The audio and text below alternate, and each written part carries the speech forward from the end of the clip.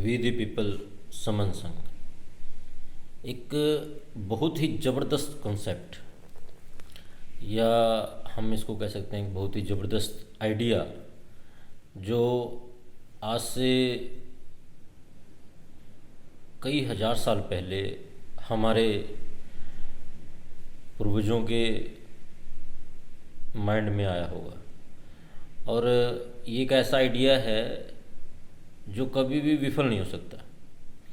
हम देखते हैं कि हमारे आसपास जब भी किसी को कोई जीत हासिल होती है, कोई किसी काम में सफल होता है, तो देखते हैं वही लोग सफल होते हैं जो इकट्ठे रहते हैं, जो एकजुट होकर कोई कार्य करते हैं।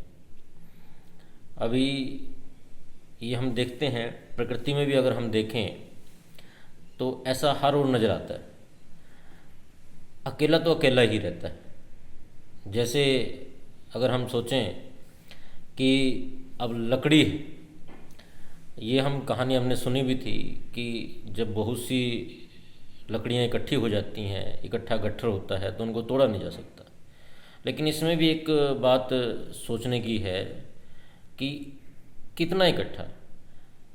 अगर एक लकड़ी है और उसके साथ में एक और लकड़ी है, तो दो लकड़ियाँ हो गई हैं तो इकट्ठी, लेकिन वो संख्या में कम है, इसलिए फिर भी उनको थोड़ा सा जोर लगाकर तोड़ा जा सकता है।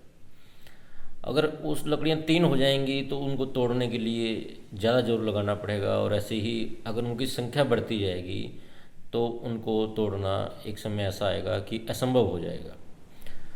तो उसी प्रकार का कंसेप्ट है कि हम जितने ज़्यादा इकट्ठे होंगे उतने ही ज़्यादा हम ताकतवर बनेंगे और हम जीतेंगे।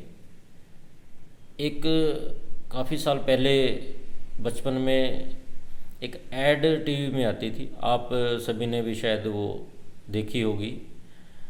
एक चिड़ियों की एक कहानी, उसमें एक लड़की एक कहानी बताती है। एक सूरज, एक चंदा और तारे अनेक होते हैं। उसमें बच्चे पूछते हैं, एक कहानी वो दीदी उनको सुनाती है कि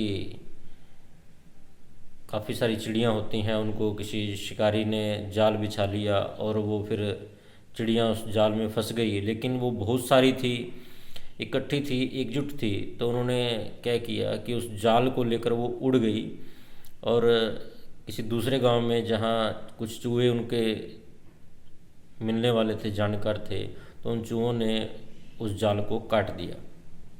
इस प्रकार से उन चिड़ियों की जान बच गई।